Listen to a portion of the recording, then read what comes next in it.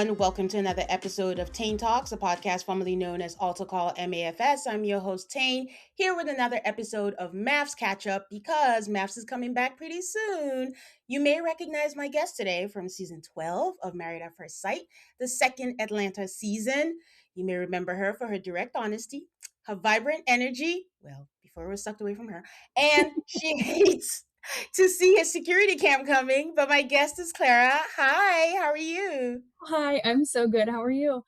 I'm good. Thank you for coming on to chat with me about MAFS. Of course. I will say, I haven't even watched this whole season and I haven't seen anything in like years. So you're probably going to be way more up to date than I am, even though I lived it. I know that's fair. How many years has it been? It was like right after COVID, Yeah, 2021. we filmed almost 6 years ago. So it was Okay. August 2020. It's been a long time.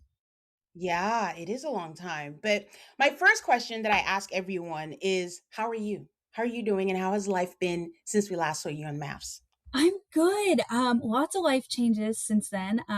I was a flight attendant back then. I am doing social media management now, so big career change. I also live in Canada now, and I'm going through the immigration Wow. process up here with my partner. So, um, lots of changes there. I still have Miska; she will be walking around in the background. And I have two cats in the last 5 years, which is crazy because I've had them for so long. So we're good. Oh, wow. Everybody's good on this side. That's good. I mean, that is a lot of change, but how is it living in Canada? Cold. It's cold, but it's good. I mean, they respect women's bodies up here. Shocking. So, You're the lucky one. yeah, Okay. I need the government to make it official, but we have high Yeah. hopes that we'll be here forever. So, Okay. Well, good luck to you on that whole process. So I know you said it's been 6 years, but have you watched Maps at all since your season? Virginia was on my season. Yes. We did couples couch.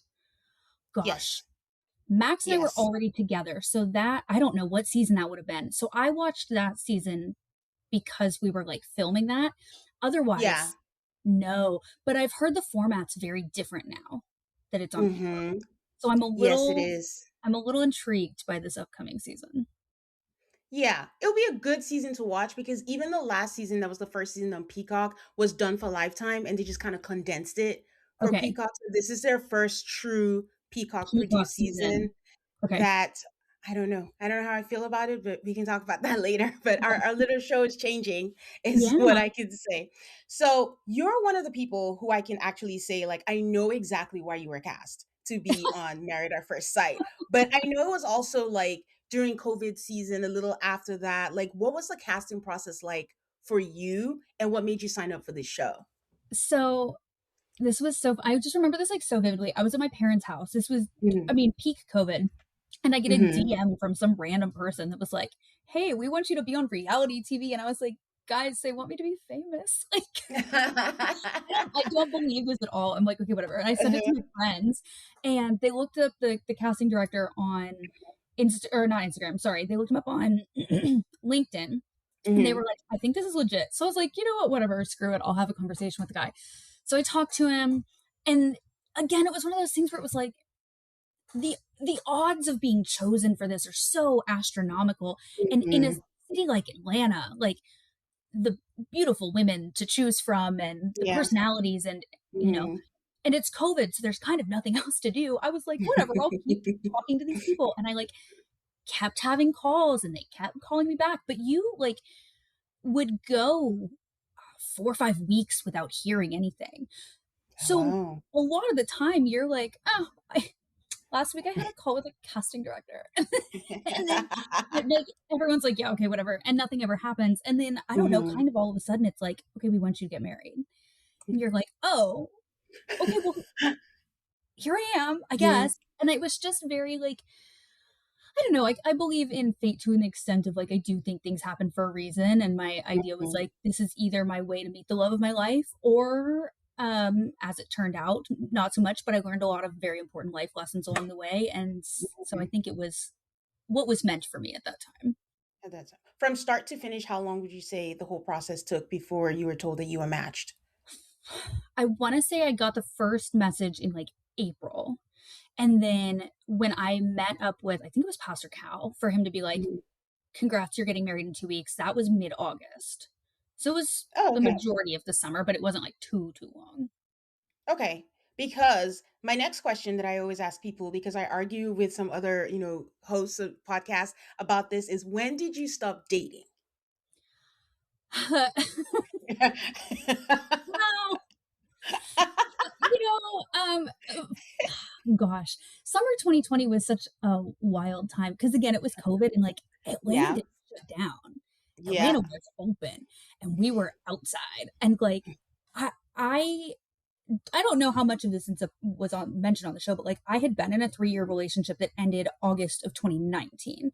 So, Mhm. this was my first hot girl summer in a long Mhm. time, and I mean, having a ball. I I did reach a point, I wanna say in, like, July of that year, where I was kind of like, "I don't wanna go on dates, Yeah. because I don't think it would be fair to form a connection with somebody if this is possibly going to happen." Like, I would hate to have to be like, "Oh, just kidding."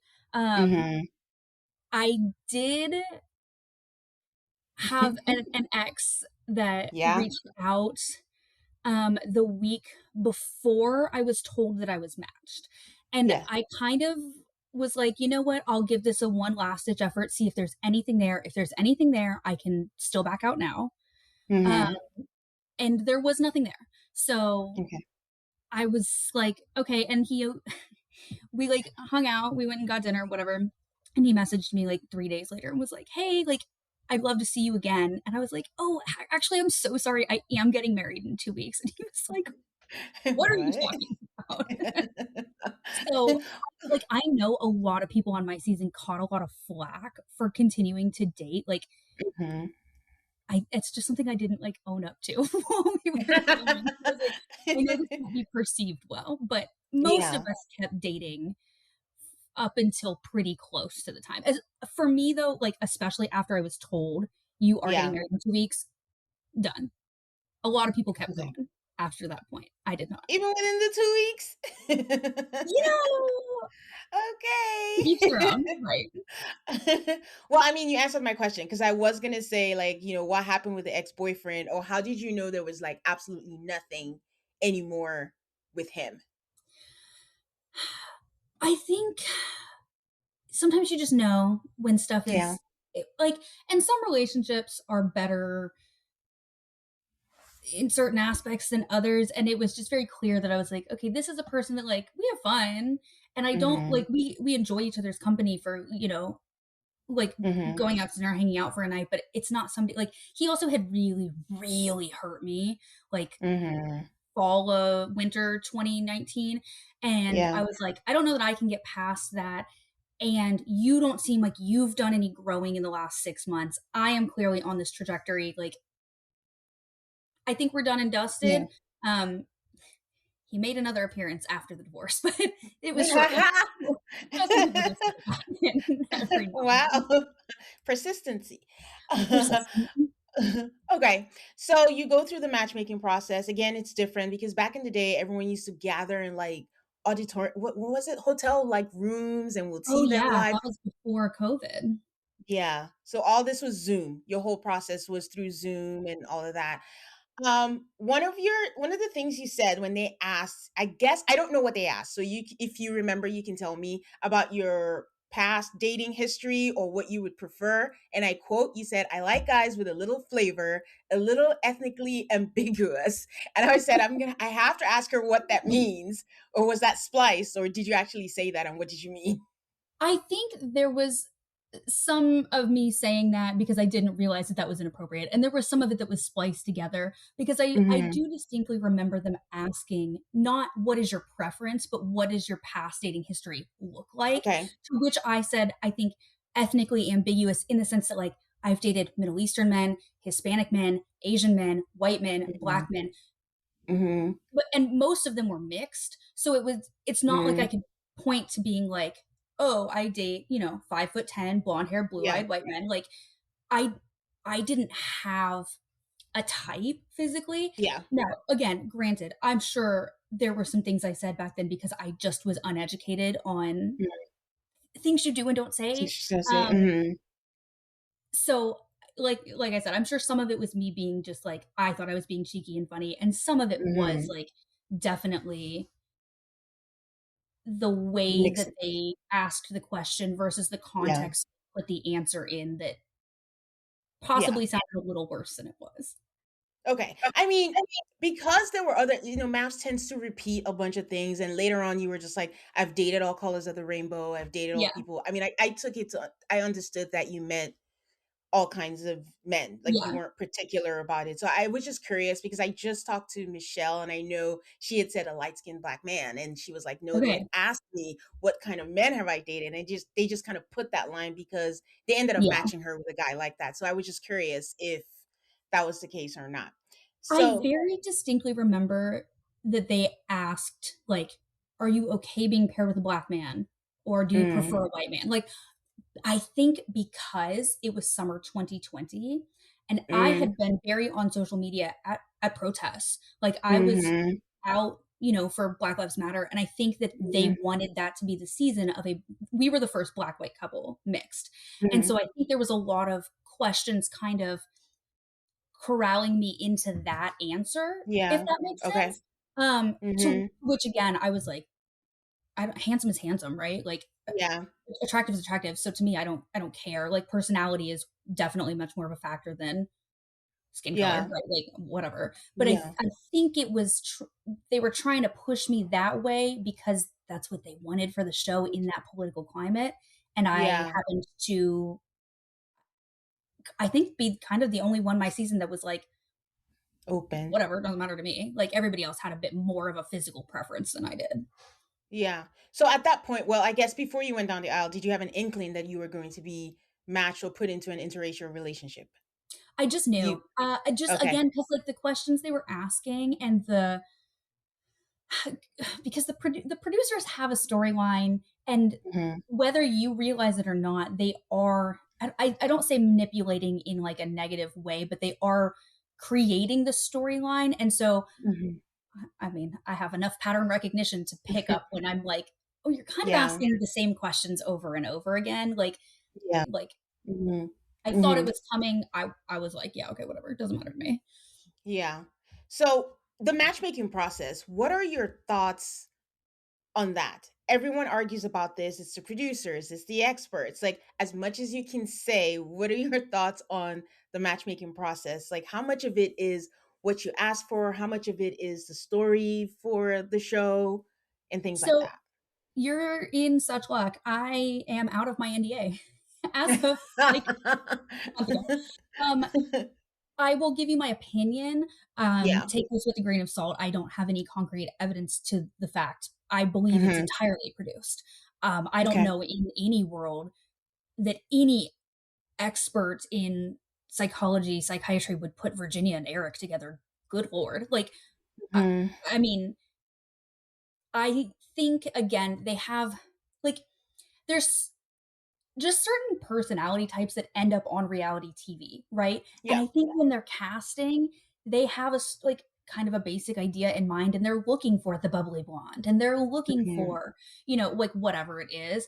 And Mhm. I fit that, and then they, find other people, and they make your story make sense as it goes. Um, Mhm. we that season saw the experts twice, I think, truly. Like, they were not there.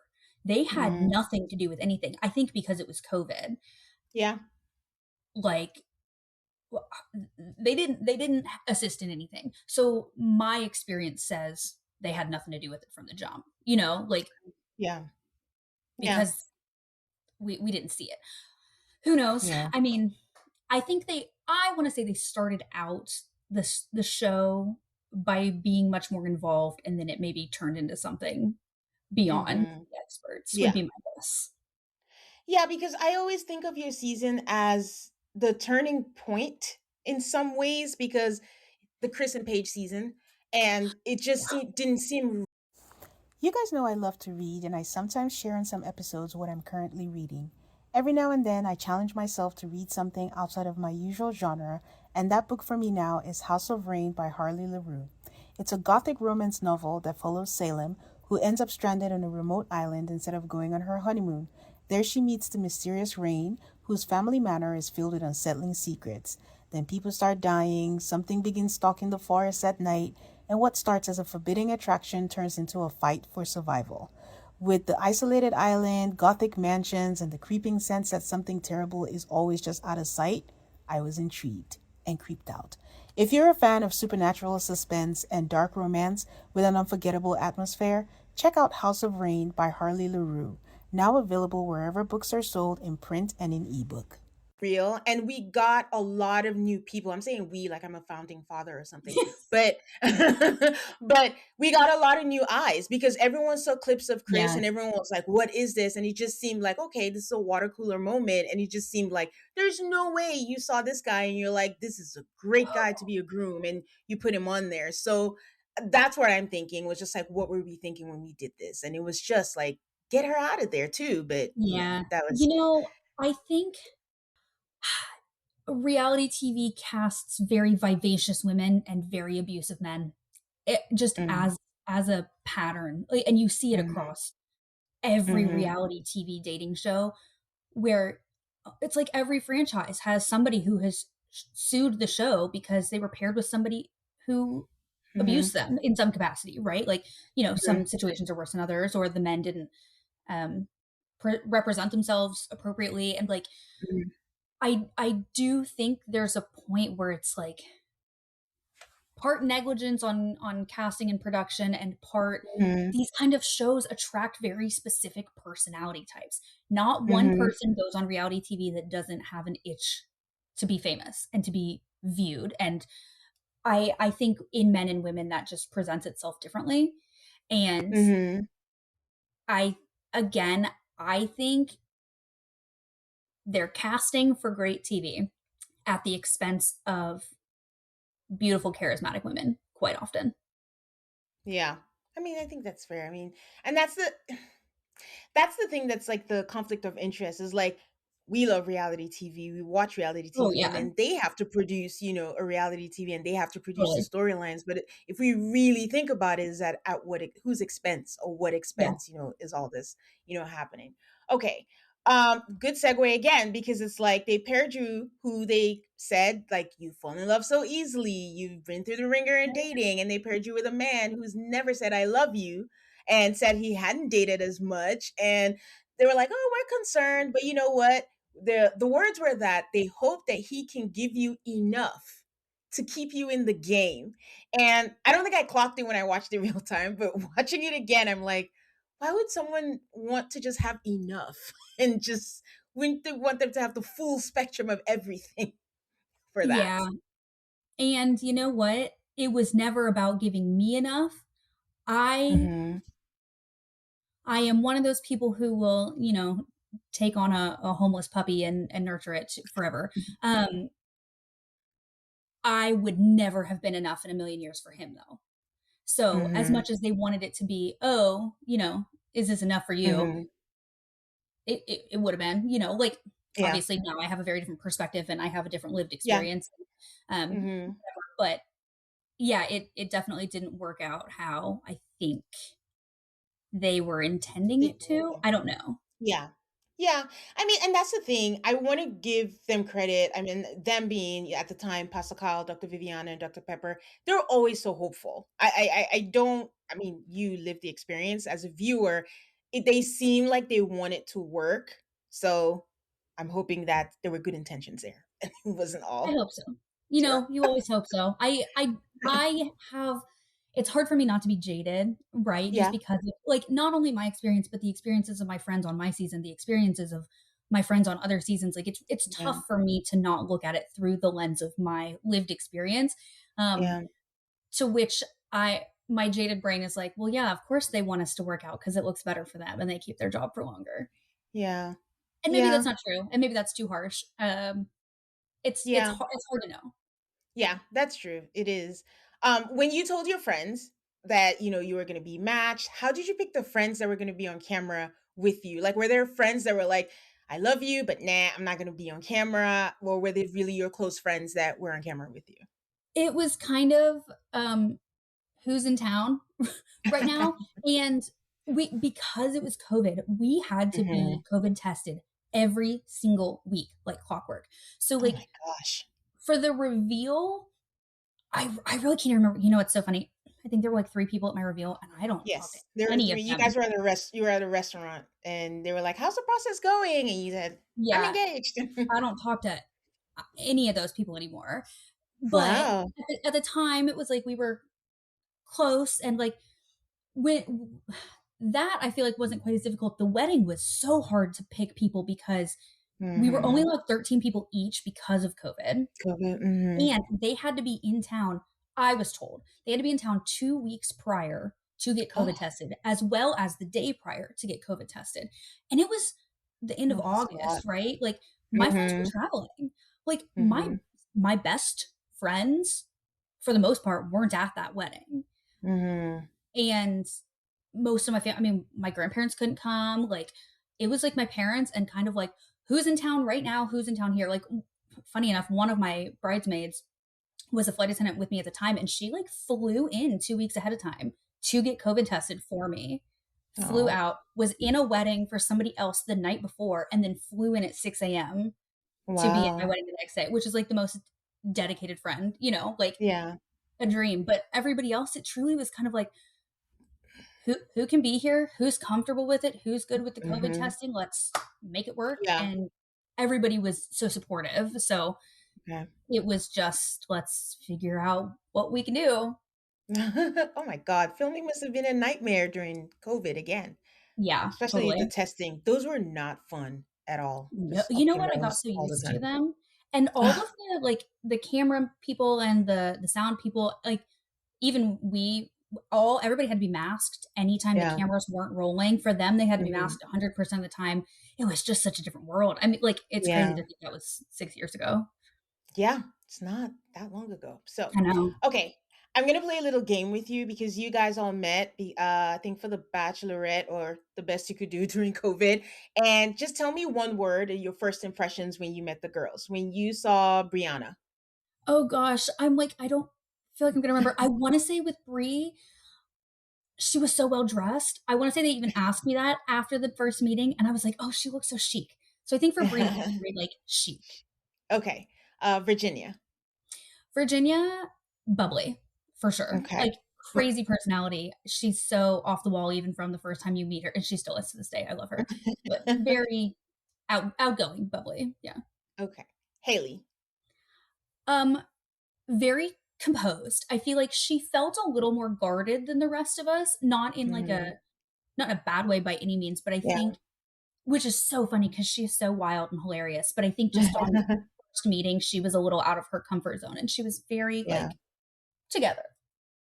Yeah. She read as reserved as a Yeah. viewer. That's how Mhm. she read, so. And finally, Paige. Oh, just, like, so sweet. She was the sweetest amongst us all. Like, truly she was. Like, I really think they hit it out of the park with the 5 of us, but Paige was, Mhm. like, kind of the heart and soul, and then with everything that happened, I feel Yeah. like we, like, rallied around her so much, but even from the jump, it was like, she's just such a sweetheart. Yeah. I mean, just since we're here, like as an outspoken person, like during filming, like say there were scenarios that maybe you didn't agree with, like maybe choices everybody else, all the other girls made, because something that we're seeing in the newer seasons is like all the girls band together and everyone's just like speaking for the other. And sometimes it colors the individual experiences where it's just handled as like a group effort situation. And I guess I can be specific in saying, like in the Chris and Paige, where there's scenarios that you didn't agree with, how do you find balance between sharing your POV and just letting people have their own experience? That's Because so that's tough. tough. So, I'm sure you remember when we were all in Vegas, there was, like, the Yes. whole showdown where it was, like, Yes. me and Virginia versus Chris. Yes. I did not want to have that conversation, period. Mm. I, generally speaking, am a fairly non-confrontational person, um, Mhm. and especially then, and especially when I know that there are eyes on me, I was like, I I feel for Paige, and I will absolutely have a conversation with Paige and all the girls about this. Mhm. Um, but was required to have that conversation with him. Virginia and I were, and that was Mhm. so incredibly uncomfortable for me. And I think you can see, if I remember correctly, that I am like not speaking much. I'm pretty shut down in the Mhm. confrontation. Like, I will absolutely go to bat for my friends and I will absolutely tell you what's on my mind to a point, but it's also your life. Like, Yeah. you're going to make the choices you want to make, and not saying it's none of my business. Yeah. Obviously, if I see that my friend is being grievously mistreated, I do want to stand up for her. But Paige also Mhm. didn't want that in that moment. Like, she Yeah. was uncomfortable with that conversation. I was uncomfortable. Everybody in that scenario was uncomfortable. So it was just like the whole thing was really weird. And then that sort of colored the way we all moved through the rest of the season. Okay. And when you say you were required, how much can you share of what does that entail? What does required mean, or how were you Oh, it was told? Clara and Virginia, you are going over there to have a conversation with Chris. Like, I think because when the cameras weren't rolling, we were all quite vocal about our opinions on the situation, right? Like, none of us agreed with what he was doing, how he was treating her, how he was, hypothetically treating Mercedes. Like, I mean, there were just so many things that Yeah. we were all talking about off camera. And so I think they were like, oh, well, if you have so much to say off camera, go say it now. To which Okay. I'm like, listen, I can gossip with the best of them. That doesn't mean Yeah. I want to like get into a fight Yeah. with anybody. But it was like, you will have this conversation. And we pushed back for sure. Yeah. Um, but Okay. we were told you got to go do it. And so we went and we did. And I like kind of sat there for the most part and was just like, well, I have to sit here, but I Oh, don't have to say anything and I'll do my best. But I yeah. was cautious of the whole thing. Yeah. I mean, that kind of answers. I got a listener question that was like, how much did you know about what was happening with Paige and Chris? And if you did know, did any of you guys directly tell Paige to get out of the relationship off camera? There's also just, we knew so much more than you guys don't even have any idea on. Okay. There are Okay. so many other moving parts to that relationship from literally day one, Okay. that like aren't my business to share. But Yeah. there was just such a set dynamic there. And believe, and I don't want to speak for Paige, but she is religious and Mhm. came into this very much, this Mhm. is who I'm marrying. This is, Mhm. I'm making this decision. Excuse me. Um, I've made a vow in front of God, and this is my Mhm. husband. And Yeah. kind of like, he's not like allowed to disrespect me, but like, I made the, like, Yeah. and that is, I grew up religious, so I have seen this Yeah. many, many times. Um, and so she knew, and we knew, and then the girls would get together outside of filming, Yeah. constantly, and we were all talking about it. And like, again, there's only so much you can tell people who like have made their mind up and want to do what they want to do. And Yeah. I can tell you until I'm blue in the face that you deserve better and you should leave that man and he's not it for you. But all I'm going to do is isolate my friend Yeah. when they made that decision. So yeah, we knew everything. Maybe it may have taken a day for stuff to get through the grapevine, but like, the Mhm. producers talk, the camera people talk. Like, there was constantly chatter. So we knew. What we don't know is the authenticity of a lot of the claims on his side. What was Mm. she was she really pregnant? Did she want Ooh. to be on TV? Did they want to be on TV Mm. together? What was the motivation there? I don't know any of that because I didn't Yeah. converse with Chris. Yeah. So Yeah. I knew what I was told, but there's a lot of stuff that I don't think any of us will ever know. Okay. Yeah. I mean, I'm glad she has her happy ending now because Oh, for that was a sure. nightmare. That was a Yeah. nightmare for us to watch. I can't imagine living through it, you know? Yeah, well, and it was hard from the sidelines too, because like, Mhm. you get bonded with these people so quickly, and you care for them so deeply, and you're all sort of trapped in this shared hell of an experience because it's like, it is just like a trauma bond, really. Like, there's so Yeah. much happening, and you really feel for people. Mhm. And it wasn't just Paige, right? There was stuff going on with everybody, like, that Um, was not on camera, that we all were like doing our best, but you also have to keep your own marriage afloat and you've got to deal Yeah. with being in your own stranger relationship. So it's like we help as much as we can, we support as much as we can in the way that the person will accept support. Yeah.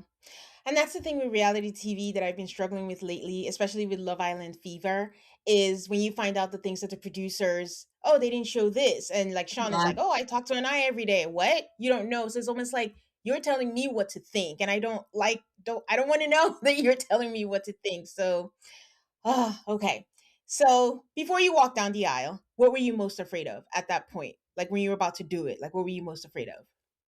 I mean, I feel like I was that was like the most anxious I was in the entire process for the sake of like my hair was not how I wanted it, my makeup wasn't how I wanted it, my dress had been like hemmed 3 inches too short and didn't bustle Mm, properly, and there was just so many little things going on. They picked us up like an hour and a half late that day, so they're like kind of not yelling at us, but they're like really mhm. hustling us to get ready Yeah. consistently, and we're on a shorter time than like, listen, I have a schedule and I like to stick to it, and so I'm put off because of filming things, and then I'm Yeah. just like in an absolute anxious tizzy for the whole day. And I think really it was just like I just need to get this done and get out there. Get And then over. there was like the weird blindfold thing that got added on for me that was like, okay, now we've got another layer to this, and like let's just sort of like get it done, and then we can worry about like I can't worry about the specifics of a person that I've never met before, so let me like meet Mhm. him and assess the situation, and then I can worry about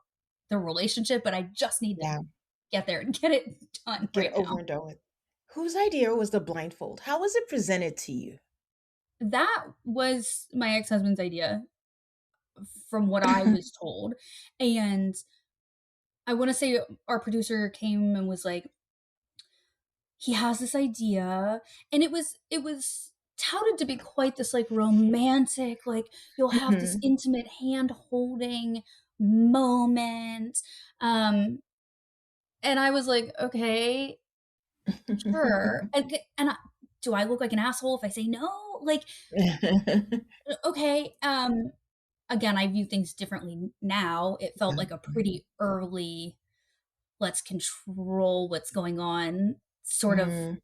by doing something small thing Mhm. now. But at the time, it was just kind of like, okay, this is like kind of a weird thing, but it's supposed to be romantic. And this person I'm supposed to be with for the rest of my life has requested this of me. And like, whatever, it's not that big of a deal. So let's just Yeah. do it. Yeah. Yeah, I can understand just going ahead with it. Like it's not the worst thing, but also it's a Yeah. little weird, but you know what? I can just roll with it. So, Yeah. okay. The blindfold comes off. You see Ryan and his haircut for the first time, and your first thought, as I was going to say that with a straight face, and your first thought, your first thought was what? Oh, gosh. Oh, man. Oh, gosh. Like, I think my first thought was basically like, well, he's not ugly. He's Mhm. no one I would have ever picked for myself.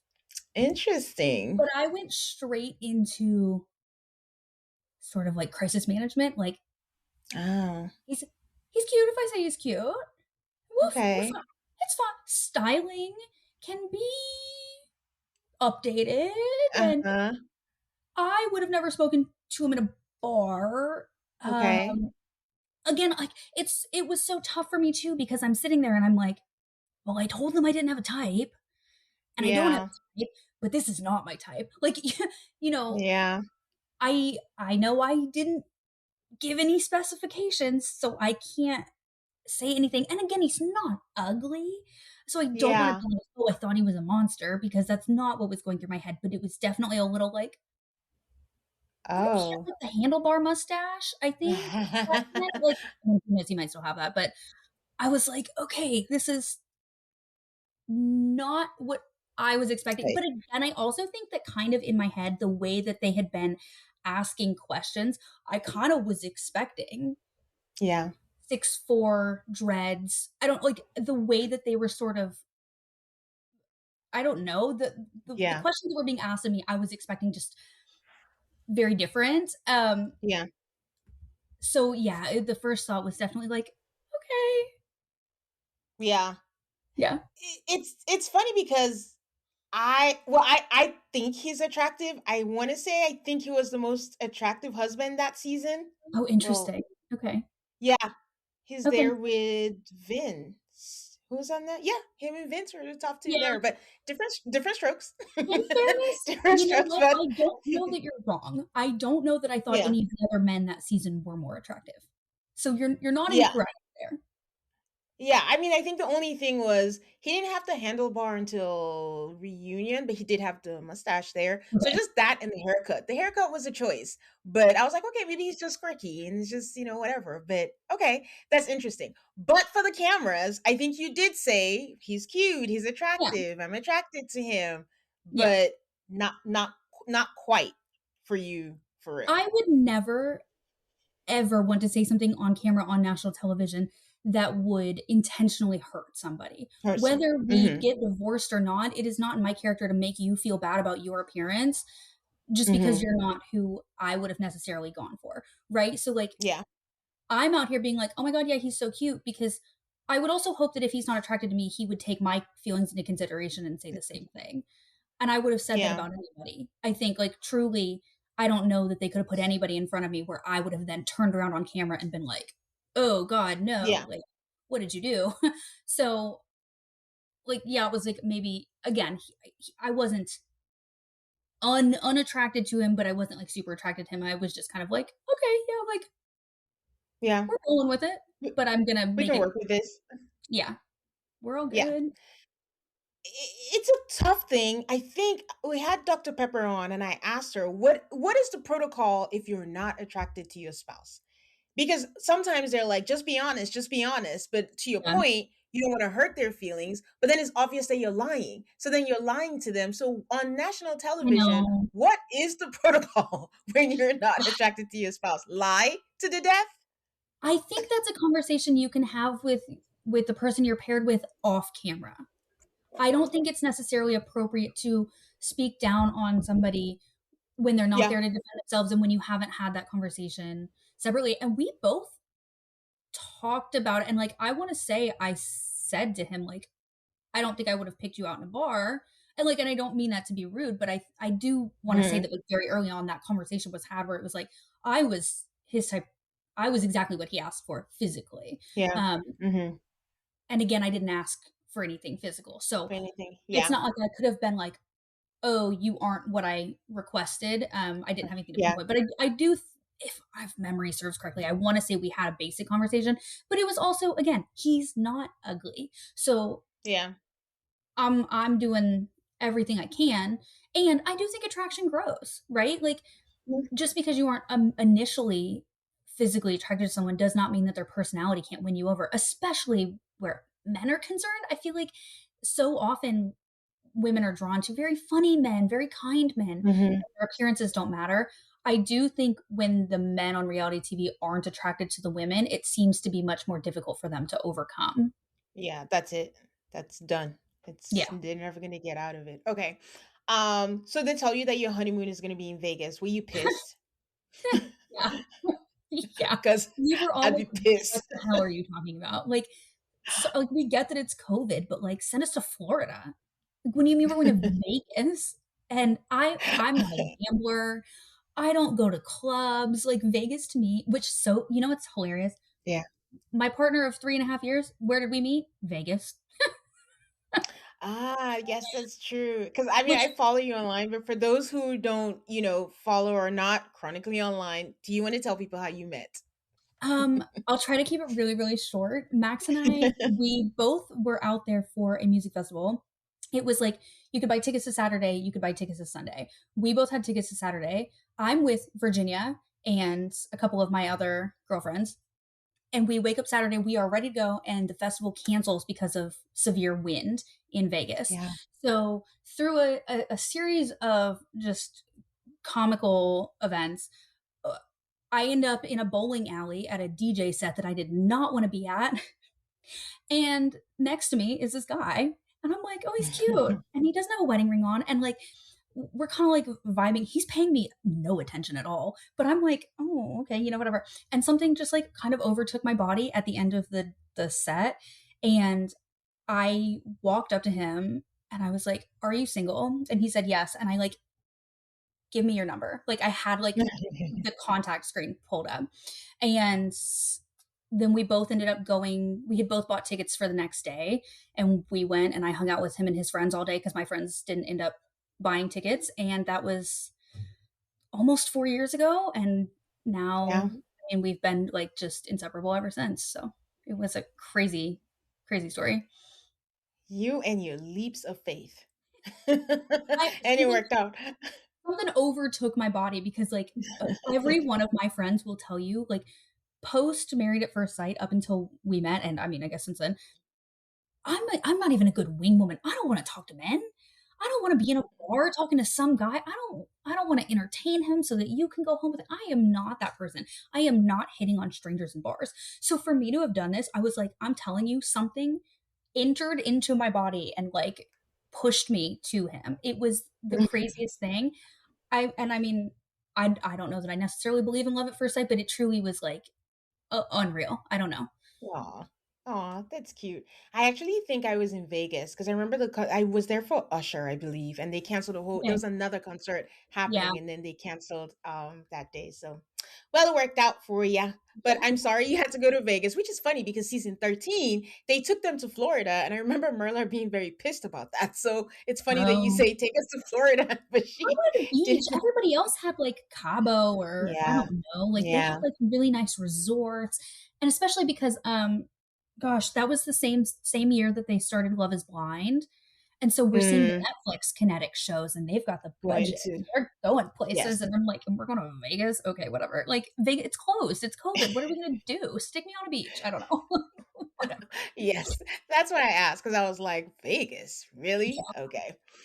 Okay, at what point did you realize how different you and Ryan were? How early on or how much later did you realize you were different? I feel like that's so hard to answer because to a degree, like, immediately.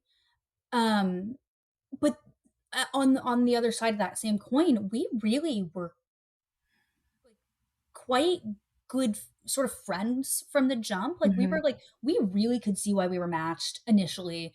We Okay. really, like, could see it, but there was no physical chemistry kind of on either Mm, side in the beginning, and that definitely kinda took me off guard, and then I think also it was sort of easy to see how each of us reacted to the situations around us, mhm, how different we handled conflict very early on, how different we handled other people very early on.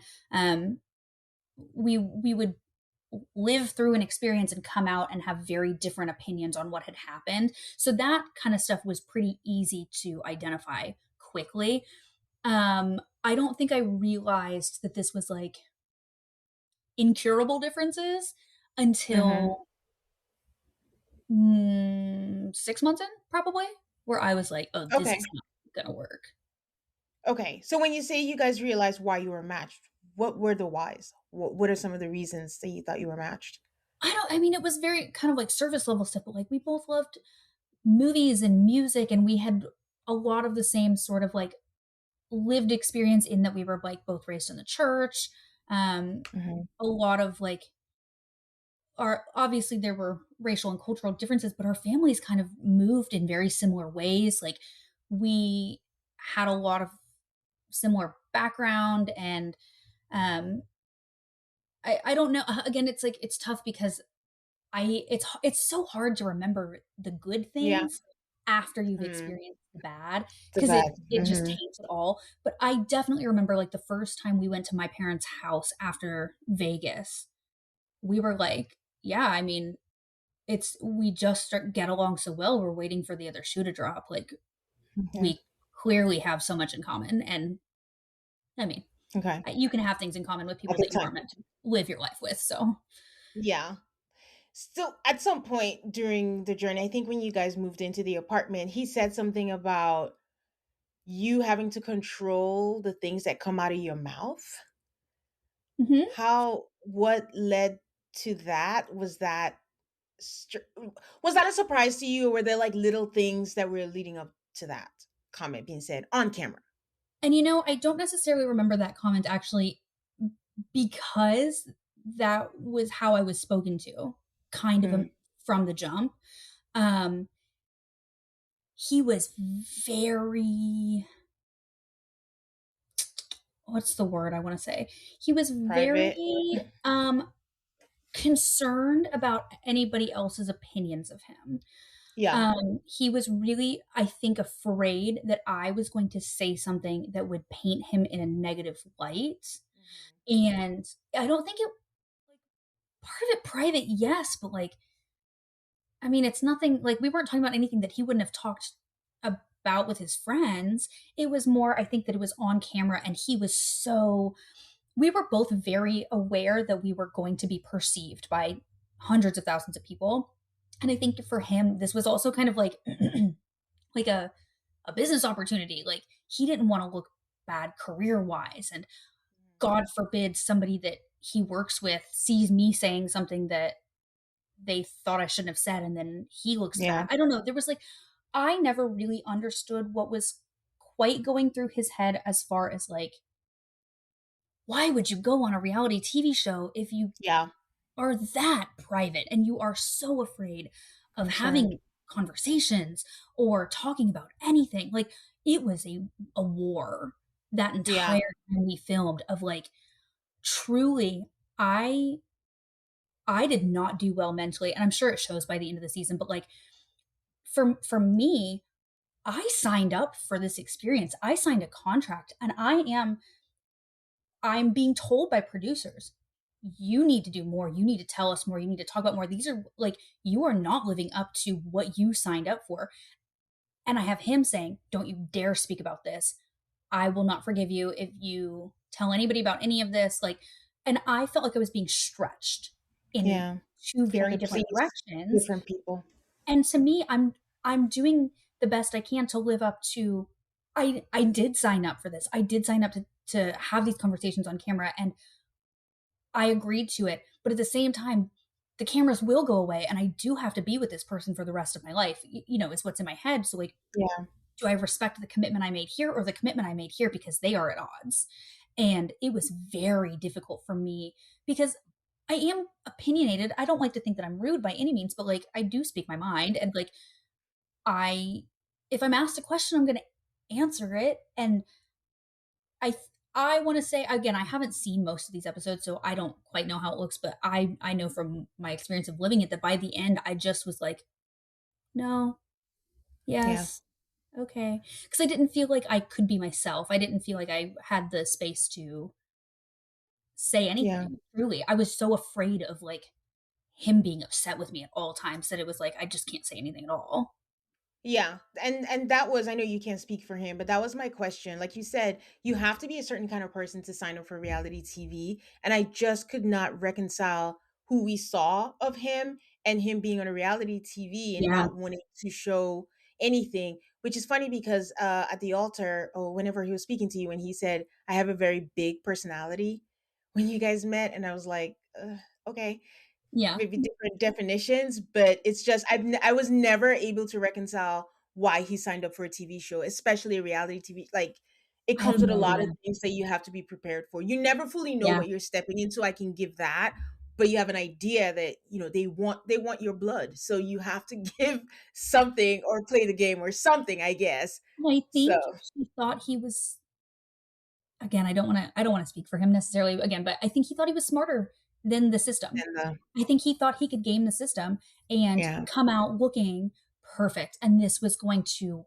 launch him. I mean, him and his brother had been talking about starting a podcast and like um his brother worked in entertainment spaces with Steve Harvey and so like he had been around sort of like yeah, that space and he had these like career aspirations and I think he really thought well these people are dumb they're reality TV producers I can say what I want to say and I'm going to look exactly yeah, how I want to look and he doesn't it no one understands that this mhm, is people who produce reality TV this is their job like yeah, they are cutthroat and they know the game a lot better than you do when you're fresh off the bus Mhm. from the middle of nowhere and think that you're gonna come out of this, a Kardashian or whatever. Like you just you don't know what you're doing the way that they know what they're doing.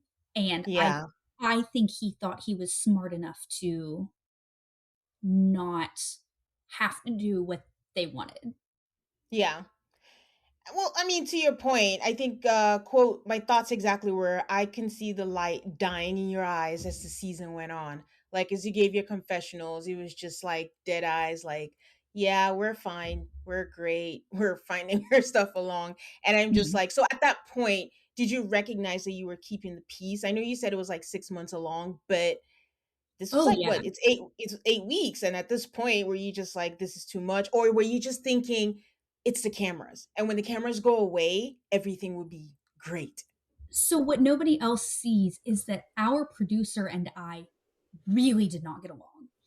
Oh. Her and I don't when you meet somebody and you're like, "Oh, you don't like me," from the Mm, jump, and you just like and you'll say it to people and everyone else is like, "No, you're crazy." But it's like, yeah. "No, I know this person doesn't like me." It was the minute her and I met, it was like, "Oh, I feel like I've signed up to be kind of made a fool of," because I can tell again by like the questions being asked and how they're being asked and the comments being made. I was like, "Oh, she doesn't like me." Well, what was kind of weird too was I had been working with a different producer up until like a couple days before the wedding, or like really, I Mm, guess up until match point. And I loved her. She was great. And then for reasons that I have been told, but not directly from the source, she made the mhm, choice to work with a different couple um, because of, I think, some things that he said in his interviews that made mhm, her feel some way. So mhm. we swapped, Okay. and I mean, I we really butt heads, and like it was hostile. And so, and not only that, but I have this person that I'm having to censor myself for, and she didn't like that. Mhm. But oddly, they got along very well. It was all very odd, where I was like, Hmm. I'm the bad guy in both of these situations, and I'm the bad guy to him because of her, and I'm the bad guy to her because of him. But you two get along, and Mm. I don't know how I got here, but it got to a point where I was just like, I can't win with anybody, so I'm not going Yeah. to try. And if I give honest, thought out answers in my interviews and my confessionals and whatever, like that's going to come back to bite me in the butt. So I'd rather deal with making the producers upset for 8 weeks because, again, I've signed up for a lifelong commitment. And maybe when the cameras go away, he's not going to be so mad at me all the time Yeah. because that seems to be the big problem right now is the cameras of it all. So Yeah. I'm hoping if I get myself through these 8 weeks, then we can tackle anything else here. But I Yeah. have to get through these 8 weeks. And that meant I had to pick a side. And for the most part, I picked his because I was like, I just don't know what else to do. Yeah. That's interesting. That's a tough situation to be in because it's like you're the odd man out in the Yeah. triangle over there. Okay, so him never saying I love you was a big issue, but you did say on camera that you were in love with him. I mean, I know looking back, probably you'll say you weren't in love with him, but at the time, when did you realize that you were in love with him or what made you feel like you were in love with him? You know what's so funny? Um, I think a lot of that got taken severely out of context. And a lot of that got really chopped and edited because he said I love you first. I What? didn't I didn't say I never told him I loved him until he told me first. Wait, let's rewind. So for us, the first time he said I love you was At the at reunion. the reunion. Correct. That's I the did first not time see he it said. before that. Yeah. He said that on camera because he wanted to say that on camera. And it was we filmed that on Valentine's Day. So it was meant to look like this big romantic gesture. I did not say that. I don't think even maybe until we got home that night, but definitely like not before he said that to me. Okay. I think, well, now I'm trying to remember where I saw it. It wasn't like I saw you say, I love him. It was like, I need someone to say, I love you to me by decision day, like I'm in love with him. So something like that to that So, point. But you know what's funny too? In the background of us filming this, my best Mhm. friend is in a relationship with this guy that started in like January of 2020. And Mhm. he didn't tell her he loved her until like after a year of them being together. Like they were almost moving in. So when I'm talking about, like, there was definitely a scene where it was like us and then Eric and Virginia. And I'm Mhm. making the comment of like, if someone doesn't tell me I love you by 6 months, like I'm out. I'm Yeah. talking about my best friend and her boyfriend because this was like a huge point of contention in their relationship. And she's telling us this. And like, so my best friend and Virginia also know each other now Yeah. too. So like Yeah. everybody's hanging out. And so like we're all having this conversation of like, you guys have been together for 8 months now and he hasn't said that. And like, that's kind of weird. And like, you spend every moment together. Like, it was so blown out of context because like I'm sure I said it like in Yeah. in a generalization, but like I Talking was not about him. talking about our relationship. And technically I think he did say it within 6 months because that was Valentine's Day and we got married at the end of August. So like he got right in under the wire with Oh, that. wow. But I Oh. want to say that like and if I had said, "Oh, I need to hear that before decision day," um, there was nothing that was going to get me to say no on decision day. So I'm sure I was just trying to like manifest it, but I wasn't going to walk away if he didn't say that. Okay. So I'll get to decision day, but let's talk about sex.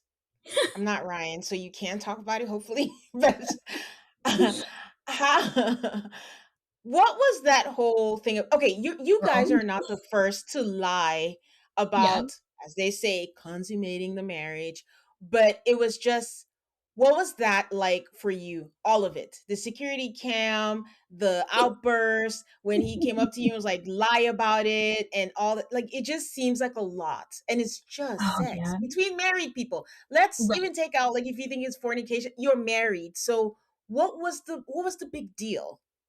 He promised his mom he wouldn't have sex with me. Like, because it's you or because it's a show? I think it was before meeting me. It might have been wedding day. It might have been week one. I don't know. I was told he promised his mother he would not have sex with me at all, period, through the whole process. Um, we were having sex by like halfway through. However, well, penetrative. We were doing everything else under the sun way before that. And it was definitely like an imbalance on what was happening and who was doing what when. And that's when I'm like kind of venting to the girls, which, mind you, we're told that those cameras in those apartments, those like, because I'm not like mic'd up, right? Like that whole Yeah, scene was me just like on the venting. camera. We were told that those cameras were for security, safety purposes, like in case the apartment got broken into and equipment got robbed, Mhm, safety in case the person that you're partnered with like beats you, mhm. or in the instance of like, God, what was it Matt and Amber where like he was out all night Yeah. for like a week straight and like they Mhm. had to fill the gaps of like the conversations that they were having. Yeah. We were told that it was like for that purpose. We were pretty much assured that they weren't going to just be like listening and using that footage whenever they felt like it. So I felt much more open to be like, guys, it's been a week. I'm so annoyed with this. Like, I just want to have a glass of prosecco with my friends and like say whatever needs to be said. And I wasn't trying to cross a boundary Boundary. there. And Yeah. like, I didn't know that they were going to use it because they never brought it up. They never asked me a single question about anything I said in that video clip. And that was early. They just aired it. So I didn't even know to be like, hey, just so you know, this is probably Yeah. coming. I had like Yeah. a I had like a gut feeling it was going to be in there, but I was like, I'm not going to say anything until we air it Oh, because no. I don't want to like get in trouble. But like I was like, hey, I'm now married to this guy who like wants me to touch him all the time and doesn't want to touch me. And Mhm. you guys are, well, not everybody, but like at least 3/4 of the couples here, like, you guys are all having sex, and like he is like really concerned about this, and like this is a weird situation, and we're married, and like I get that you're religious, but like this is the loophole, right? Like Mhm. this is where you're supposed to be able to Yeah. move that way. And Yeah. so then I also like in conversations he and I are having, I am made to feel very dirty. And there's a Mm. lot of questioning of my sexual past. And well, I mean, I want to say, I don't know that this is a direct quote, but it was said something to me along the lines of like, well, I knew I was going to get married one day. So I haven't been with very many people because I was waiting to be respectful to you and you didn't give me the same courtesy. And it was like, dude, I didn't know you existed. I don't know Yeah. how to apologize for something that like I I don't know. But Hypothetical. right, like I don't know. I didn't know you, and I didn't know I was going to do this, and like whatever. Um, and then we did start having sex about halfway through, and then it was lie, lie, lie, lie, lie, and I was very uncomfortable with that, and everybody else that was filming knew what was going on. I Yeah. like had to lie to the producers, but everybody knew, and it was just like this weird thing where it's like, oh no, we're not doing it, so it's fine. So how did we flip the switch? How did we go from everything but to actually having sex? Like, was it a you thing? Was it a him thing? Was it mutual? Like It was like a very arbitrary, like, oh, it was like the 1 month anniversary or anniversary. whatever. Okay. It was like, oh, we've hit this very arbitrary point in the process, and you know what? Like, I guess I can do this for you, as if it was like a Yeah. favor to me, which, like, okay, thanks, I guess, whatever. Yeah. uh, it was not because I also like. I'm sorry, but if you tell me that you have a boundary, I Hmm. respect that. I Hmm. understand that I'm ranting to my friends about this, and it maybe sounds like I'm pressuring him, but I'm not. Like, Yeah. behind closed doors, I'm like, "Yeah, like, well, whatever you're comfortable with, like, that's fine." Like, do we have different viewpoints on this? Yes, but, like, Yeah. I'm not gonna force you into anything. Yeah. Like, also, I'm pretty and I bring a lot to the table, and, like, I don't feel like I should have to force anybody, especially somebody that I'm Yeah. married to who there was just so much nuance with the entire thing that I was like, "Am I an oaf?" Like, what is there was just never a reason that really made sense to me other than the, like, "I promised my mom I wouldn't," which, like, okay. Even then, it's if you did and didn't, anyways. So Right. it Your doesn't mom's not make in our sense. bedroom. Yeah. So, Yeah. So, well, how did the producers take it since they knew you were having sex and they obviously knew you were lying? What were they they didn't. trying to get you to say, "Oh, they didn't know you were lying." No. I mean, they had their thoughts, but, like, some of them told me Oh. afterwards that they, like, genuinely didn't know. Oh, okay. Honestly, I thought you guys didn't have sex because by the reunion, yeah, the reunion when Kevin is like, "Have you consummated your marriage? Have you done it?" Like, maybe, maybe not, maybe we haven't. I was like, okay, maybe they just haven't Ugh. had sex because that was so cringy. So I was Thank like, you. what is Yeah, happening? You're you're married. right. It's been a while. It's off camera. Please stop the games.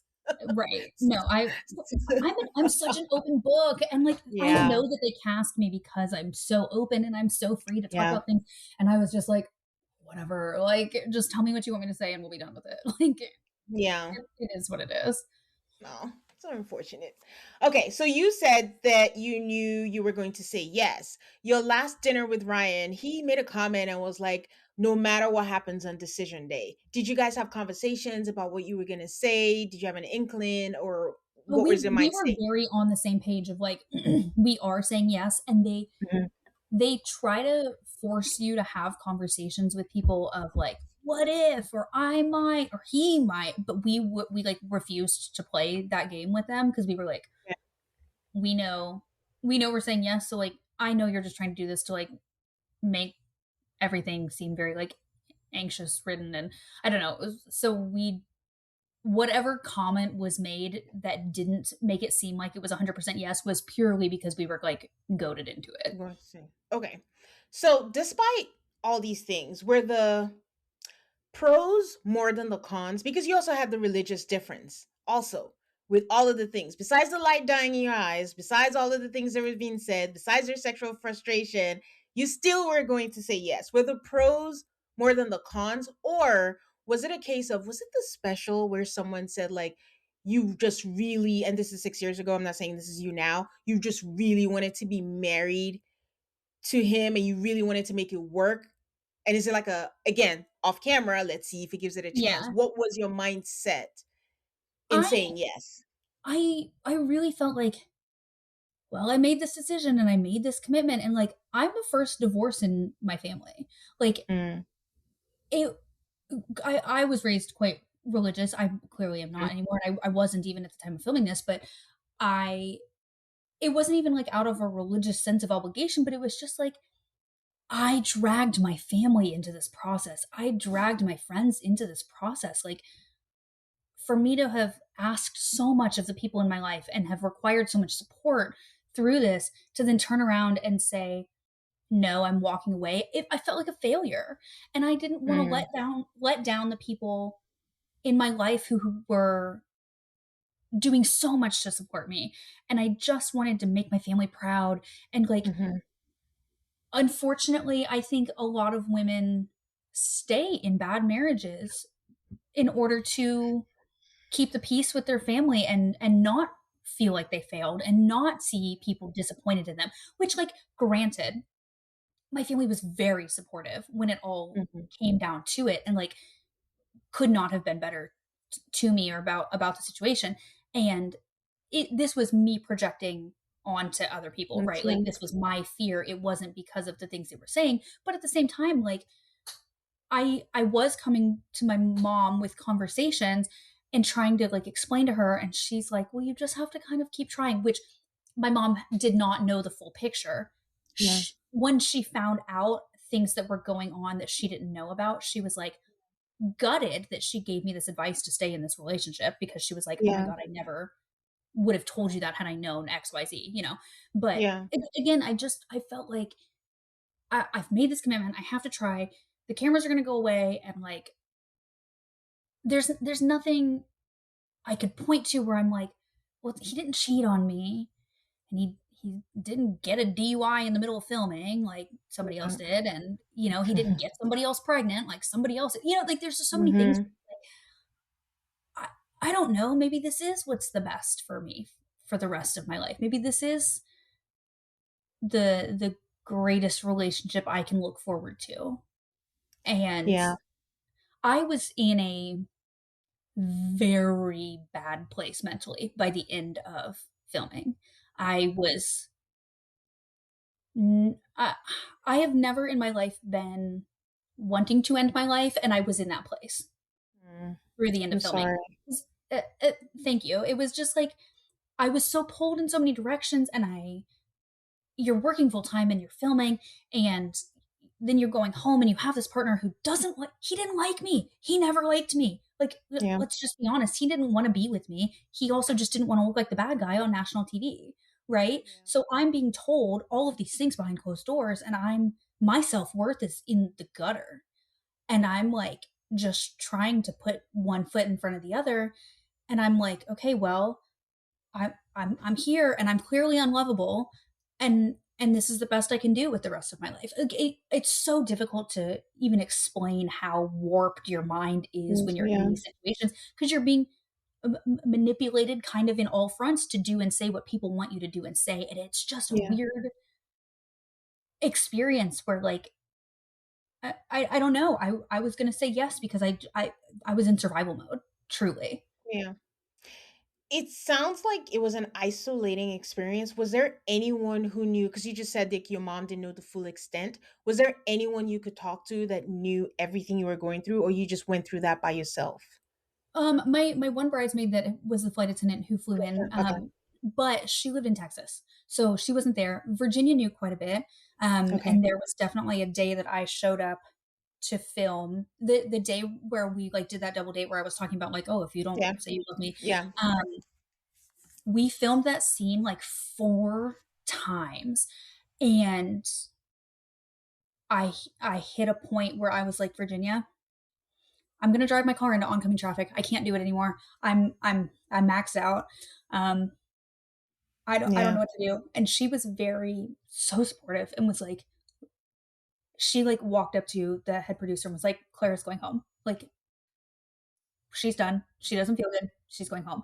And it was like, constant check-ins, and even after we stopped filming, um, there were times where I was like at her apartment, Yeah. and she's just checking in, and she like I would make comments about like, things in the future, and she'd be like, do you really think you're gonna be with him forever? Like, do you really think you're gonna be able to be okay with this? And I'd be like, no, I don't think so. But we'll figure it out.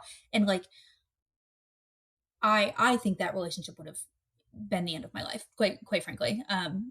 It was I was just in such a dark place, and Yeah. she definitely was the the main person who was kind of So, there day in and day out to sort of watch what was going on and like pull me out of yeah. it. Yeah. And I know you mentioned the experts were not much help, but what are the provisions made for like, mental health and for you guys, especially again, everyone was confused with COVID. That's an extra Yeah, layer, to none. everything else that's going. Oh, okay.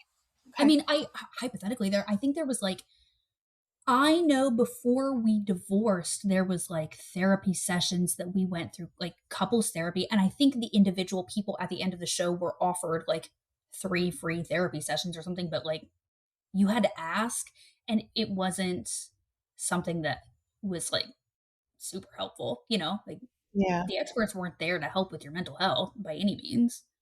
Yeah. Oh, that sucks. It's just such a stressful Yeah. thing to go through that you would hope that there's some kind of support, out there for that. So, I mean, I guess long story short, it was like you knew something was off, but you couldn't pinpoint something horrible. So you're like, Right. maybe it's me. I Yeah. just need to power through, and it'll be Yeah. better up there. Okay. By the reunion, what were you thinking? That whole reunion felt like a show.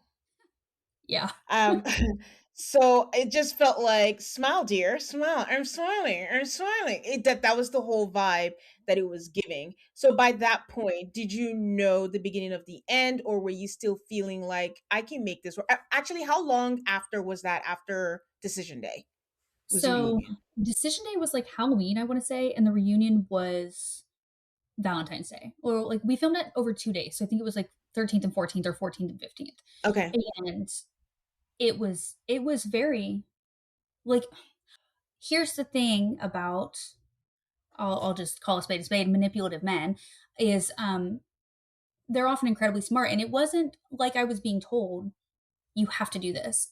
Um, Hmm.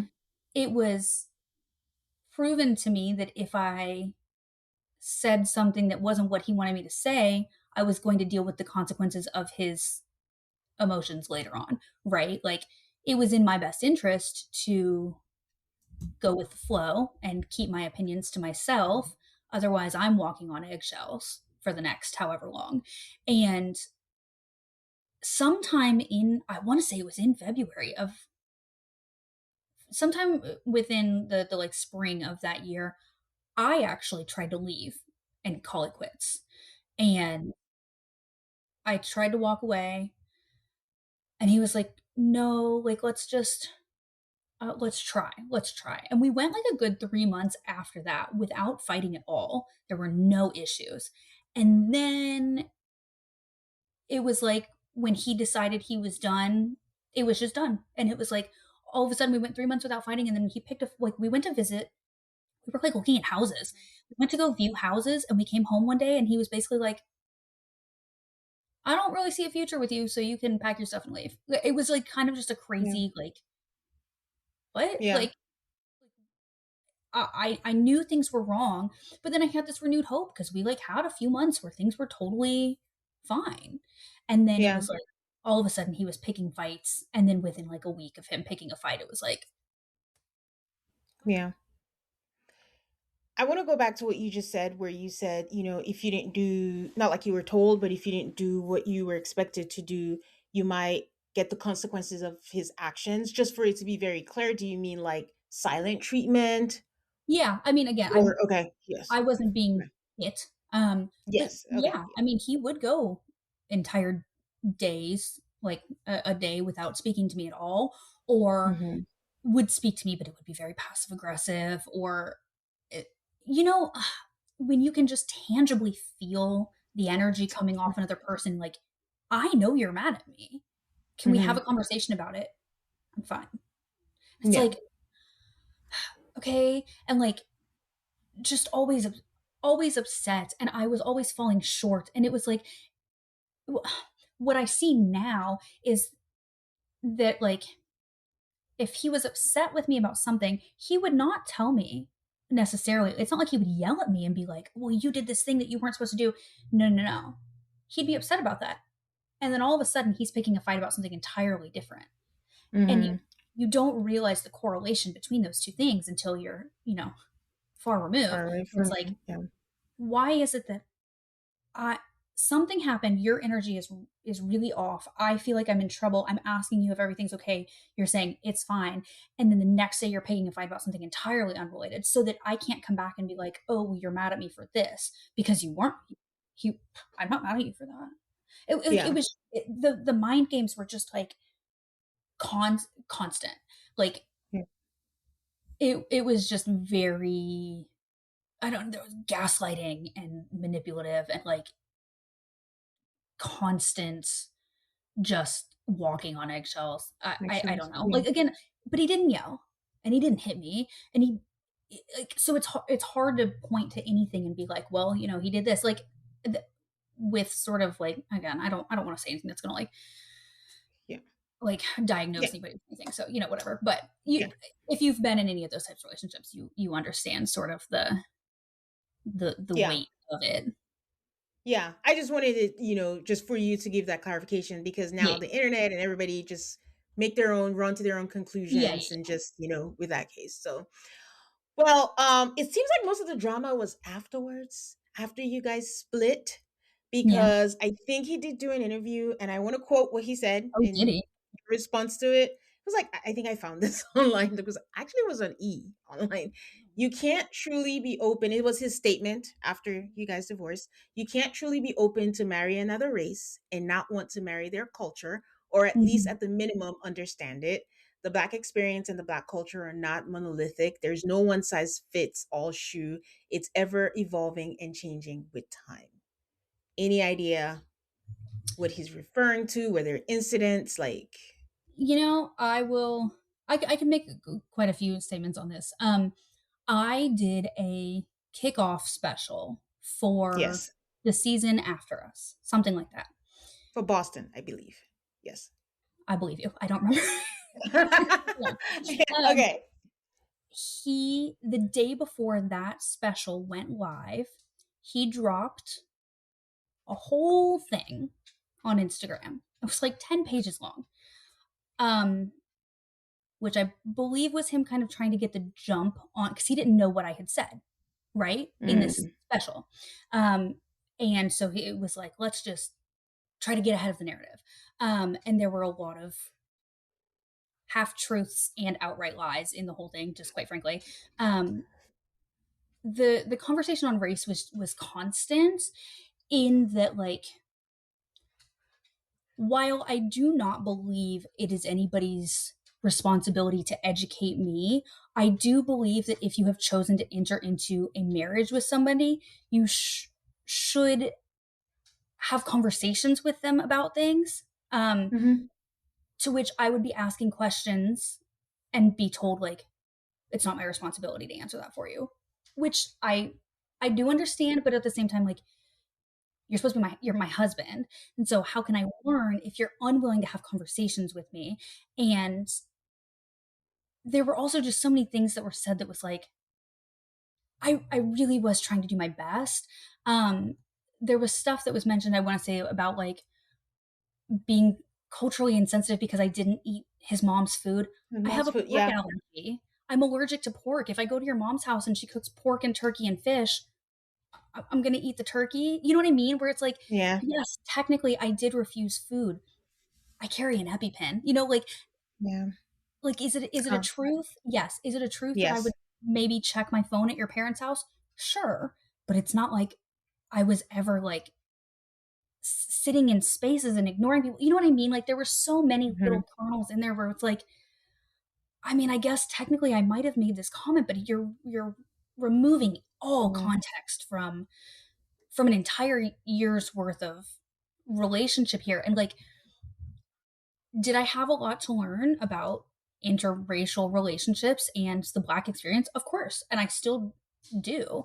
And I had a lot of conversations with my Black friends and family members during this experience, after this experience. And from what I understand, his experience is very different from the majority of people that I know, in a way that like it was hard for me to even like take the things he was saying to me and then turn around and ask for guidance, because my friends would be like, what is he talking about? And I don't, it's such a tough Yeah. thing to talk about. And like at the time that that whole statement was made, I reached out to people who I trust in the space of Married at First Sight, who were Mhm. basically like, don't say anything about it. Don't Okay. don't respond, don't talk about it, like whatever. And so I never stood up for myself, and I never got to sort of like give any context because I Yeah. was being guided not to. And I didn't want that to be like a salacious thing. Headline. Right. Mhm. But at the same time, 6 years later, people do still ask me about this. And I'm like, I never got to defend myself. And I don't know how to. Like in the Yeah. world of like you I do find that like there's a lot of context on the internet where people are very angry with people for not knowing things that they don't know. And it's like I don't know anything until I'm told, right? I can do as much research as I want, and I can have as many conversations as I can, but like until you come to me and say like, hey, this specific thing happened and that was not appropriate, I don't know that. Does that make sense? Like, oh, Miska. It, it's fine. It's fine. It's part of Calling. the conversation. Yeah. It's okay. No, it's a tough thing, and without it being in specifics, because I mean, I would speak for myself, where it's just like there's certain things where I'm like, it's 2026. Well, back then it was Yeah. 2021 or whatever. There's lots of information out there for For certain sure. things, and then there's different contexts because again, no context, but he is right where the Black culture is not monolithic. Everyone has different things Yeah. when you add like family Totally. history and different things, for that. So it's not something anyone can speak on. So I hear what you're saying in that you don't know what you don't know, but he was your husband. You didn't have the chance to date. So Correct. this is the learning period for you guys. From what you're saying, it just feels like he wasn't open at all, to helping you with that. And it's also like I'm being told, hey, I'm not happy with you right now. Okay, why? Can you explain it? No, it's not my responsibility to explain it to you. I don't even know what to do with that, right? Like you're telling me you're mad at me, but not you can't pinpoint why. So how am I supposed to then turn around and learn something if I don't even know what I'm how do you Google something you've not been told? And I always felt like I was kind of fighting an uphill battle in that like again, he never liked me. He was never going to like me. I could have done all the research in the world. I could have written a book and it would have been something else. And like, I'm Yeah. not to say that I didn't make mistakes and I didn't say things that probably were wrong. But it's so hard to know things you don't know. And when you're in a relationship with somebody, you want that to be a safe space to have conversations and learn and grow. And I wasn't given that. And I do think it impacted. Quite frankly, like I was more than anything shocked at the accusation or whatever, at the statement made, because race like wasn't even kind of a factor in why the relationship ended. Like it wasn't discussed in the end of the relationship. You know what I mean? Like Yeah. religion was the big thing. It always came back to religion. Race was like definitely conversations we had, but it wasn't like a point of contention within the relationship. And so it was like Nice. when that came out, I was like, just kind of a slap in the face in the sense of like, what? Like, Where that's did this not come from? the thing that I would have thought that you would have harped on. I don't know, Yeah. and I've thought about this so many times. You're the only interview I've ever done about Married at First Sight outside of the one Oh, wow. podcast he and I did, and I've thought so Yeah. many times over the years, like, "Oh, if anybody ever asked me about this, I would have something very poignant to say," but, like, when it comes down Yeah. to it, it was just like, I really was trying my best. I really did not, um, intend to be culturally insignificant Insensitive. insensitive, thank you, to Yeah. anyone. I learned a lot. Yeah. Yeah. I, I'm hoping, like, I mean, like you said, like if it's the food, you had an allergy and things like that. The problem was like it was vague. And when it's vague in that way, which is why, like earlier, I was like, can you clarify what you said? You just Yeah. run with it. Like, what is the thing that was Yeah. done? Because comparison, saying something really terrible is not the same as, oh, I'm sorry, I don't want turkey or pork because I'm allergic, you know? So Right. when you don't know, that's when it's like, okay, what is it that he's talking about or whatnot? But I do want to ask though, because I know you've dated interracially before. Mhm. Was this heavier because it was a marriage? Like, was this different I think so, to a into okay. degree. Yeah. I mean, Okay. truly, I mean, like, yes, I've dated outside my race before, but, like, Mm. I don't know, race was, like, just kind of not really ever parts of those relationships. Like, I mean, that sounds so stupid, but, like, outside of, like, family gatherings or, like, food, I don't know, like, oh, grandma came into town and, now we're celebrating a holiday that I've not celebrated with my family, like, I don't know, like, it was just never quite. And what's funny now too is, like, my partner is French Canadian. His family is all Mhm. French, so now I'm learning so much about Mhm. French culture, and, like, you just learn by experience, but it is different when it's a marriage that you were dropped into where, Yeah. like, I didn't have time to prepare myself. And I also always kind of felt like I was being set up for failure in that, like, if your family does something a very specific way, I I would hope that you would tell your partner that ahead of time as opposed to watching them fail a test they don't know they're Yeah. taking and then getting mad at them for failing it. Yeah. Yeah. So, You know. I mean, again, that was his feelings. I always say at the end of the day in relationship, only the two people in the relationship yeah. know what happened. You said you learned from it. You guys separated and you're probably happier. You are happier not, being together. So we'll go into like happier things like reality TV.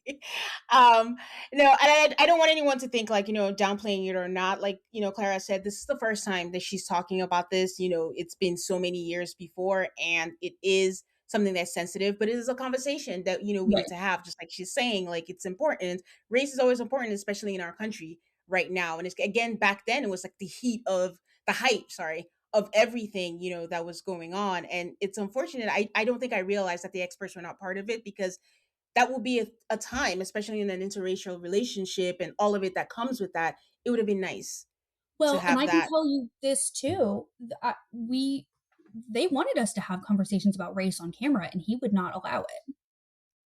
Okay, that's interesting. And then now that's the reason, but I don't like to talk to people, talk about them when they're here. It's about your story and your perspective, and you're a better person for it. Let's put it that way.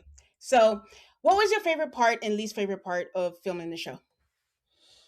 I think favorite part, just the friendship formed with the girls was just Mhm. so lovely. I mean, Paige is getting married in the fall, and we're all invited even all these years later, and, like, we just grew to be so close so quickly. Least Yeah. favorite part, everything else. It was just truly, like, not a pleasant experience for me. Yeah. It was a lot of, I felt like I was kind of put into a taffy stretcher, and, Yeah. I I have said many times over the years that the person that I was before I went into Married at First Sight died. I'm just a whole new person. It changed my personality. It changed how I approach relationships and friendships and family, and for the better and for the worse. I mean, there was a lot that had to be worked through afterwards, but Yeah. um, it was a transformative experience in a way that I just was not expecting. Yeah. Again, I hope the pros were more, than the cons. I still weighing that? Okay. We're not sure yet? Okay. Well, do you keep in touch with anyone outside of your season? Like, are you close to anyone outside of your season? Beth and I chat quite a bit from Charlotte. I Yeah. talk to her more than just about anybody else. I work in social media management, and so anytime I have Mhm. a brand that wants to do partnerships that I think would be good for anybody in the MAFS family, I reach out. I Yeah. sent Ashley and Anthony some goodies a couple weeks ago, and Amber, Yeah. and I we may not chat often. Everybody's kind of got their own lives, right? Like so many of these people are married with kids and like Yeah. their own world. But yeah, Beth is the one I definitely I love her. She's just like such a ray of sunshine, and she had a really tough go of it with her Yeah. partner as well. But Person. Yeah. yeah, Okay. Biggest reality show takeaway. I'm scared to ask, would you do it again? I would love to go on like Traders or The Mole or like something that's more of like a Yeah. game show. I would Yeah. never in a million years do any sort of dating. And I've had so many people come to me over the years and be like, I'm in the running for this show or that show. And I'm always like, run, run screaming. But yeah, I would definitely not. Though it has changed my entire experience of viewing reality TV. I mean, you can't watch it after living it the same way. So it's kind of Yeah. fun to like feel like I have like behind the scenes Yeah, knowledge. I always say like I did this with Alexis from the San Diego season, and she just always said she's like, if they had told me what they wanted from me, I would have just given it to them because now Yeah, I know. If they want me to be the villain, then I'll just play the villain. yeah, But totally. put me in the know so I know what's happening so I can Yeah, play my part if yep, that's the case. So 100%. I know you watch Love Island. What are some of your other favorite reality shows? Oh gosh, Max and I are like addicted. We do Love Island, Love is Blind, The Ultimatum, Ultimatum Queer Love, which RIP canceled. Um, Yeah, Traders. The Mole was like always my favorite, and they only did yeah, two revamped seasons of they that one, which cancel was that. sad. Hmm. We did watch Survivor 50, though I don't normally do Survivor. We've watched like everything on Netflix. Like truly, we're hooked. We are into any of it. We've watched every version of like strangers lying to each other for $1 million. There's so many of those. Like we love it So all. the pattern is competitive reality shows. It seems to be Competitive for the most part, but we do the love ones. Like we all the Love is Blind esque shows. We do those as well. Perfect Match, Temptation Island. Temptation. Oh, last season of Temptation Island was good. Perfect Match we didn't really get into. That's like the outlier, but for the most Yeah. part, we'll give anything a shot. Funny enough, Max's friends are very into reality TV. Like he has a couple people Okay. that he's worked with, and so Yeah. he's like, "Oh, so and so at work was talking about this show, so now we've got to watch it so I can go back and talk to him about it, and Yeah. we'll try it out." That's cool. So, any final words? Anything you want to get off your chest? Anything you want to say out there? If you think you were misunderstood, just here's your chance. Like Oh anything. gosh, I don't know. I mean, I think I appreciate I I was edited quite well from what I understand. People were very kind to me throughout my experience of people watching, and they still are to this day. And for those who maybe focused on where I fell short, I appreciate any grace that you extended, and I am just glad to have experienced something that most people don't get to experience, and learned how to be a better partner for my current partner, based on the experiences that I had. So it was a very tough experience. No excuses for any things that are done. Just explanation of. Yeah. I always feel like I'm trying my best to be the best version I can for everybody, and I hope that came across. Okay. Okay. Is there anything you want to promote, share where people can find you? Um, I'm most active on TikTok, just at Clara Burgess. I am on Instagram and Threads, I guess. Same username everywhere. I don't post nearly as much on there, but TikTok, I'm always chatting reality TV or just daily shenanigans, whatever. But I don't know. I don't have any like brands to promote. I haven't done a whole lot in the realm of like influencer culture by any means. So mainly just if you want to listen to me gab, check out TikTok. Yeah. Do you miss being a flight attendant? No, I don't. Oh. I miss the travel, but COVID really changed how people move through the world. And people got kind of mean in a way that I was like, I'm not getting paid enough. Like my friend got spit on by a grown man and I'm like, you just aren't paying Mm. me enough for that. And Yeah. so I'm good. I work from home. I hang out. I have a good time. So I'm okay. Yeah. Okay. Okay, that's good. Well, guys, I hope you enjoyed this conversation. You know where to find me. It's Tain Talks on all of your social media. Please give me a 5-star rating on Apple Podcasts and Spotify. If you have any questions for Clara, let me know and I'll ask her. And if she answers it, I'll let you know what the answers are. But stay subscribed so you don't miss out on any new episodes. And until next time, guys, bye. Bye.